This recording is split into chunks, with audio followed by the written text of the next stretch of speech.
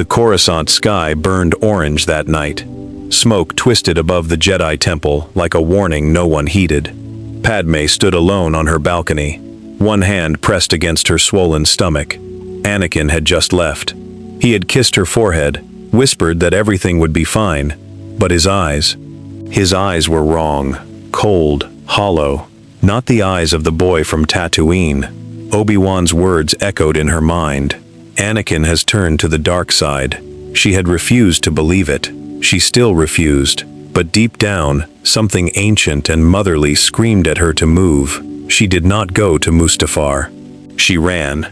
Her speeder cut through Coruscant traffic, weaving between cruisers, ignoring every warning signal. The temple loomed ahead, its great spires glowing red against the smoke. Clone troopers swarmed the steps. Blaster fire echoed inside the sacred walls. Padme did not stop. She crashed her speeder through a side hangar, stumbled out, and ran barefoot across the polished stone floors. Bodies lay everywhere. Padawans, knights, children. "No, no, no, no," she whispered. Then she heard it. A lightsaber. His lightsaber. That low, furious hum she knew better than her own heartbeat. She turned the corner and froze. There he was. Anakin. Her Anakin. Standing tall in the council chamber, his blade raised high above a circle of trembling younglings. A small boy stepped forward, brave and shaking. "Master Skywalker, there are too many of them. What are we going to do?" Anakin's grip tightened. Padme screamed his name. The blade stopped mid-air. The council chamber fell silent. Anakin's blue blade still burned bright above the younglings. His chest rose and fell like a storm trapped inside a man. He did not turn. He could not. Behind him, Padme stepped forward, slowly, carefully. Her bare feet whispered against the cold marble floor. "Anakin?" she said softly. "Look at me." He did not move. "Please, look at me." His shoulders trembled. The lightsaber hummed louder, as if angry at her voice. In his mind, Palpatine's words clawed at him. "Finish them. Bring order. The Jedi are traitors." But under those words, he heard another voice. Hers. Padme took another step. Tears rolled down her cheeks, but she did not stop walking. "This isn't you," she whispered. "I know you. I married you. I carry your child." Anakin's golden, burning eyes flickered. For one terrible second, they were blue again. The little Padawan boy stared up at him, still trembling, still waiting to die. "Master Skywalker," the child breathed. Anakin's hand began to shake. The blade dipped, just an inch, then another. The fire in his eyes wavered, like a candle in the wind. "Padme?" he choked. His voice cracked. What have I done?" The lightsaber slipped from his grip. It hit the floor with a sharp clang, rolled once, and went dark. Anakin fell to his knees. Sobs tore out of him, raw, broken, human. The younglings rushed backward, clinging to one another. Padme ran to him, dropping beside her husband, pulling his head against her chest. But far across Coruscant, in a darkened office, Chancellor Palpatine suddenly stopped smiling. Something had gone wrong. Anakin knelt on the marble floor, his body shaking like a leaf in a storm.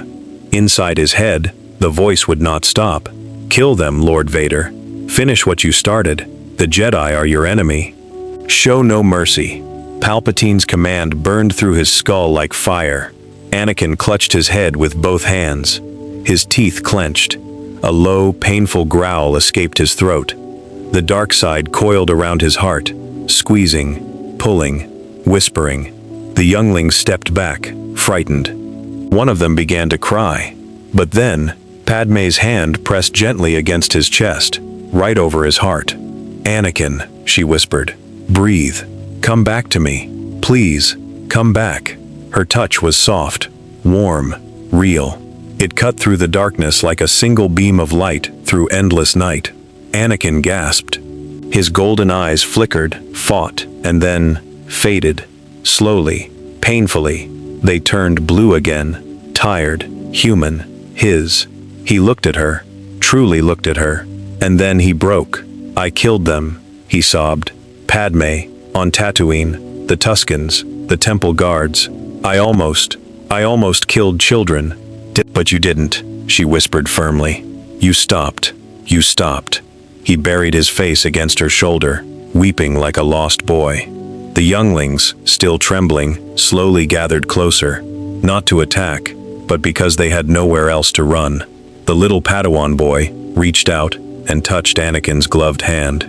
Master Skywalker, you're back. Anakin could not speak. He only held Padme tighter. Then, far down the temple hall, boots, heavy, fast, lightsabers ignited in the distance. Obi-Wan had arrived, and he did not yet know the truth. The shuttle cut through Mustafar's burning sky. Ash rained on the viewport. Obi-Wan Kenobi stood at the ramp, his jaw tight, his heart heavier than stone. Beside him, Master Yoda leaned on his cane, eyes closed, sensing what waited below. Strong, the dark side is here, Yoda whispered. But broken, something is. The ramp hissed open. Heat slammed into them.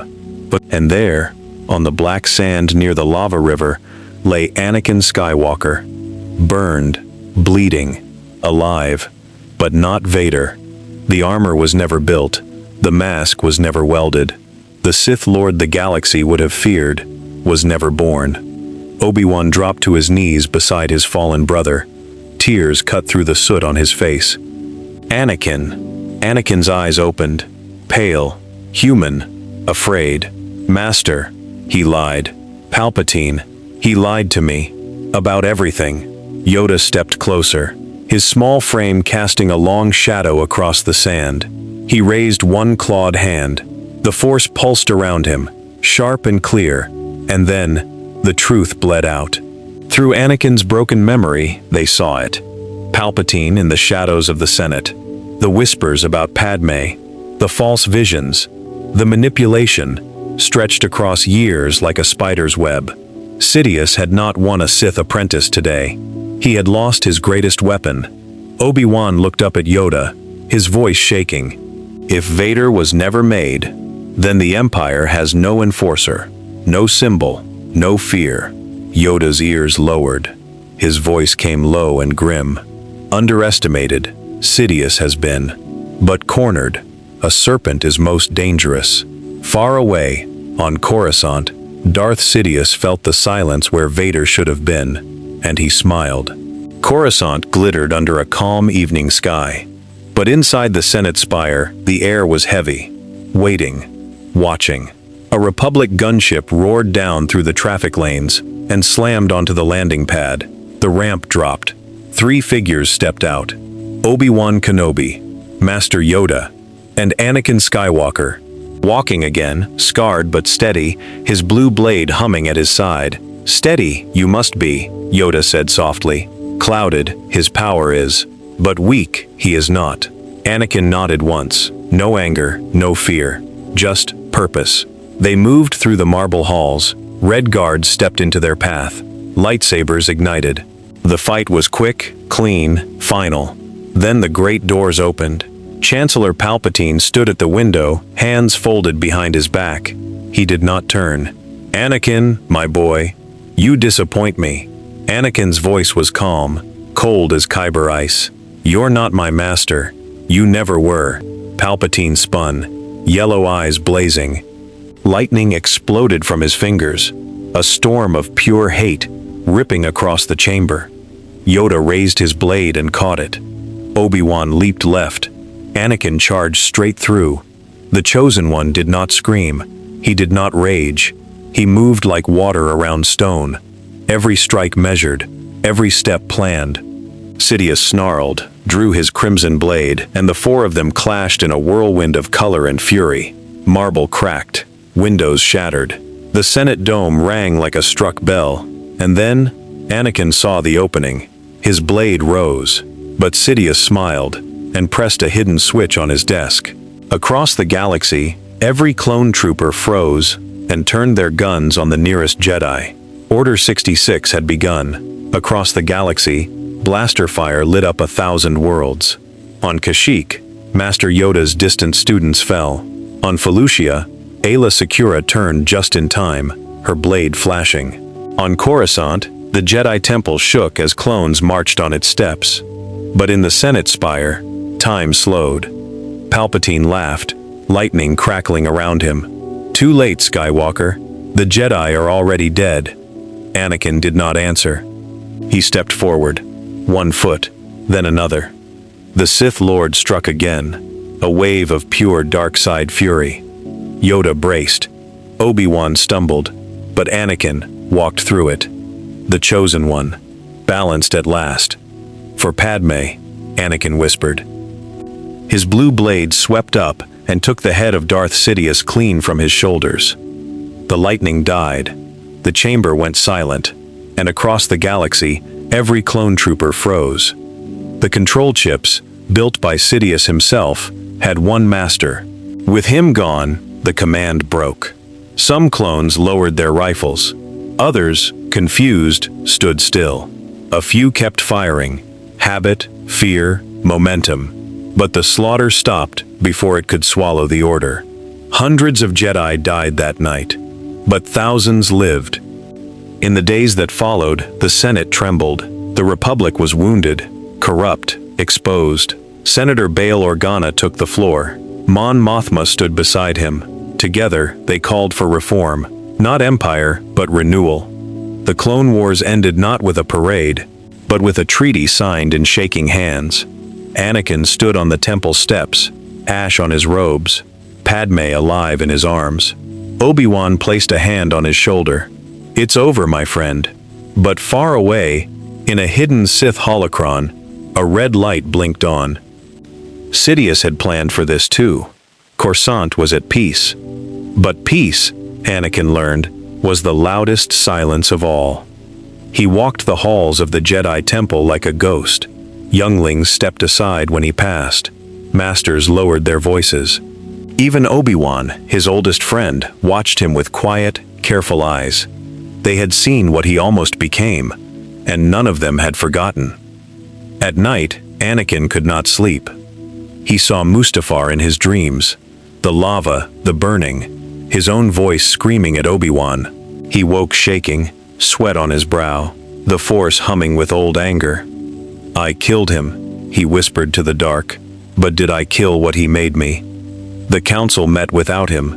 Master Windu spoke first. "He is dangerous. The dark side touched him deeply. We cannot pretend it did not." Yoda's ears drooped. "Watch him, we must. But cast him out, we will not. Hope, the chosen one, still carries." Across the city, in a quiet apartment lit by soft golden lamps, Padme Amidala held two newborns in her arms. A boy, a girl. Luke, Leia. She kissed their foreheads, tears falling onto soft blankets. Bail Organa stood by the window, his face grim. "He cannot know," Padme whispered. "Not yet. If the darkness ever finds him again, it will find them too." Bail nodded slowly. "Leia will come with me. To Alderaan. She'll be safe. And Luke? To Naboo. Your sister will raise him. Far from the temple. Far from his father." Padme closed her eyes. Her heart broke in two. Far away, in a Sith holocron deep beneath the Imperial Palace ruins, a voice whispered Anakin's name, and smiled. 5 years passed. 5 years since the Senate spire trembled. 5 years since the head of Darth Sidious rolled across polished marble. 5 years since the Clone Wars ended. Not with fire, but with treaties signed in shaking hands, and the galaxy, slowly, began to breathe again. On Coruscant, the construction cranes never stopped. The bombed districts were rebuilt, brick by brick. The Senate dome, once cracked by Force lightning, gleamed under a new coat of white stone. Children played in plazas where troopers had once marched. But peace, in this galaxy, was a strange and fragile thing. Because in every quiet moment, someone remembered. In the Jedi Temple, Anakin Skywalker stood alone on the high balcony. His robes were simple now, brown, plain. No general's pauldron, no council seat. He had asked for none of those things. He had asked, instead, for silence. The wind tugged at his hair. He stared out across the city, his eyes distant. He had not held a lightsaber in 2 years. "You are early, my old friend." Obi-Wan Kenobi stepped onto the balcony behind him. His beard was grayer now. His shoulders carried more weight than any war had ever given him. "I couldn't sleep," Anakin said quietly. "You never sleep." "I know." A long silence stretched between them. Below, a speeder hummed past. Somewhere in the temple, a youngling laughed. "They still watch me," Anakin finally said. "The council, the masters, even the children. They smile when I pass, but their eyes follow." Obi-Wan was quiet for a moment. Then he spoke gently. "Anakin, you came back from the edge. Few in the history of the Jedi ever have. That kind of darkness. It leaves a shadow, and the shadow stays." "Yes," Obi-Wan said softly. "It stays." Anakin closed his eyes. The Force hummed around him, clean, balanced, but never quite still, like a pond after a stone has been thrown. The ripples never fully fade. "I dream of him," he whispered. "Sidious. I see his yellow eyes. I hear his voice. Sometimes, I think I hear it when I'm awake." Obi-Wan turned to him sharply. "What do you mean?" Anakin did not answer. The wind blew colder. Far across the galaxy, on a green and gentle world, a small boy ran through tall grass. His blonde hair caught the sunlight. He was laughing, that wild, free laughter only children know. Behind him, an older woman called his name. "Luke! Luke, slow down!" The boy turned, grinning. "Aunt Sola, look! I can almost reach the bird!" She smiled and shook her head. He was so much like his mother. The same kind eyes, the same stubborn chin. But there was something else in him too. Something deeper. Something she did not always understand. Sometimes, when he was angry, the cups on the table rattled. Sometimes, when he was happy, the wind seemed to lift just a little harder. She had not told him about his father. Not yet. Padme had asked her to wait, but Sola knew, in her heart, that the boy was already feeling it. The Force was in him. Strong like the old stories. And one day, those questions would come. She just hoped she would have the right answers. And on Alderaan, a dark-haired girl sat on the steps of the royal palace, her small hands folded in her lap. Leia Organa was only 5 years old, but already her eyes were sharp, watchful, old beyond her years. Bail Organa watched her from the window above. His wife, Breha, came to stand beside him. "She asks about her mother again," Breha said softly. "What do you tell her?" "The truth, that her mother loves her very much, that she is safe with us, that one day she will understand." Bail sighed. "And her father?" Breha did not answer. Some truths were too heavy for a child, and some truths were too dangerous for anyone at all. On Coruscant, Senator Padmé Amidala stood at the podium of the Galactic Senate. The chamber was full. Thousands of senators watched. Holocams floated in the air, broadcasting her words to 100 worlds. She had aged. The lines under her eyes were deeper. The years had not been kind, but her voice was stronger than ever. "Honorable senators," she said, "5 years ago, this very chamber nearly fell. The shadow of tyranny stretched across our republic, and many of us, many of you, were ready to let it swallow us whole." The chamber was silent. "We were saved," Padme continued, "not by armies, not by warships, but by the courage of a few who refused to look away. The Jedi, the clones who chose mercy, and the senators in this room, who finally remembered why we were elected." She paused. Her eyes swept the chamber. "But peace is not a gift. Peace is a duty. And every day we fail to honor it, we invite the darkness back." The applause that followed was thunderous. But Padme did not smile, because she too had been hearing things lately. A whisper in her dreams. A name she had not heard in years. Sidious. That night, deep beneath the ruins of the old Imperial construction site, a project Palpatine had begun in secret, and which had been abandoned after his death.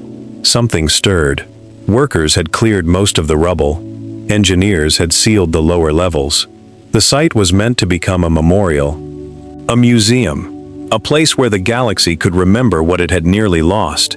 But 20 levels down, behind a door no scanner had ever detected, a small red light blinked in the dark. A Sith holocron, pyramid-shaped, black as void, etched with symbols older than the Republic itself. It had waited 5 years. And tonight, for the first time, it spoke. "My apprentice, the time has come." The voice was Sidious.